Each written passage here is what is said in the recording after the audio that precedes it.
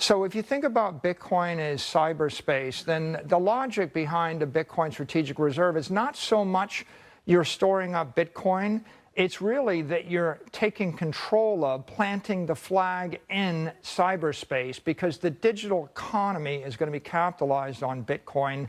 And if you get there first, before the AIs, before the foreigners, before the Europeans, the Africans, the South Americans, the Russians, and the Chinese, the U.S. can own it and benefit from it. In this recent interview on Fox News Business with Michael Saylor, we learn about the U.S. government's strategic Bitcoin reserve and financing plan, Bitcoin's role as digital property for wealth preservation, and the urgent need for a clear, progressive digital asset regulatory framework. Michael Saylor explains how a slow, deliberate approach to buying Bitcoin can create clarity and stability in the market, why Bitcoin stands out as the foundational asset in the digital economy, and how America can lead the global digital revolution through sound policy. Before we begin this discussion, don't forget to like, subscribe, and share this channel. Now let's hear more from Michael Saylor. I think that there's a 6-month process that's been laid out by the executive order, and I think the president was fairly deliberate in that. There are 12 members on the Presidential Working Committee.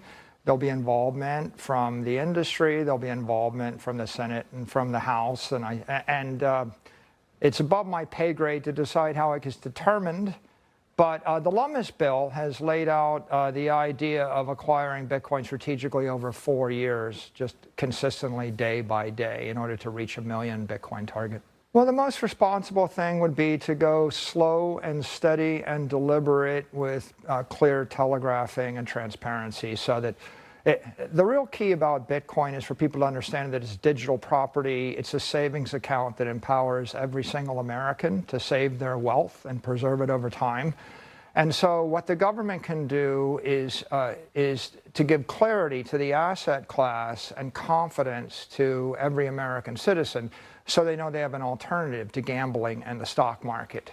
I think the way to think about the industry is there's digital commodities, that's Bitcoin, an asset without an issuer. There's digital currencies like the stable coins. That's really important for US dollar supremacy and digital commerce. There are digital securities like tokenized stocks and bonds that will actually provide a capital efficiency and globalization for American securities. And then there are digital tokens, assets with issuers that provide digital utility that are very interesting and compelling. Their role is capital creation for the small and mid-sized companies that are blocked from the capital markets right now. I think that it's wise to capitalize a country or a company on a commodity, an asset without an issuer, something like a property. You could buy oil. Bitcoin is a commodity. I think that I think the emerging consensus in the industry is that Bitcoin should be the element in a strategic reserve over the long term for the country. But if you wanted to support various investments in a sovereign wealth fund, that would be up to the executive branch. So the important thing to keep in mind is Bitcoin is the one universally agreed upon foundational asset in the entire crypto economy because it's the asset without an issuer. It's neutral. 99% of the energy and the capital has flown into that one. But I want to be clear that the U.S. has the opportunity to be the leader in digital assets if they have a progressive framework that supports currencies, securities, and tokens as well. The most important thing to understand is that we bought 75% of this nation with about $40 million. So the United States expanded west. We bought Louisiana, we bought California, we bought Texas, we bought Alaska. It's property. If you think of Bitcoin as property in cyberspace, and you say, where is all the money in the world headed? Well, it's headed from foreign countries, China, Russia. It wants to go to cyberspace. It wants to go from the physical world to the digital world. So if you think about Bitcoin as cyberspace, then the logic behind a Bitcoin strategic reserve is not so much you're storing up Bitcoin, it's really that you're taking control of planting the flag in cyberspace because the digital economy is going to be capitalized on Bitcoin. And if you get there first, before the AIs, before the foreigners, before the Europeans, the Africans, the South Americans, the Russians, and the Chinese, the U.S. can own it and benefit from it. As we just heard Michael Saylor discuss the strategic financing behind a government Bitcoin reserve, Now let's hear him elaborate on how Bitcoin's status as digital property empowers individual wealth preservation, and on the opportunity for the U.S. to establish a progressive regulatory framework that sets the standard for digital assets worldwide. His insights challenge conventional views and offer a bold perspective on how clarity in digital asset classification can transform the market. Now, let's listen to what Michael Saylor has to say. Satoshi gave us a protocol for prosperity. That's what we call Bitcoin.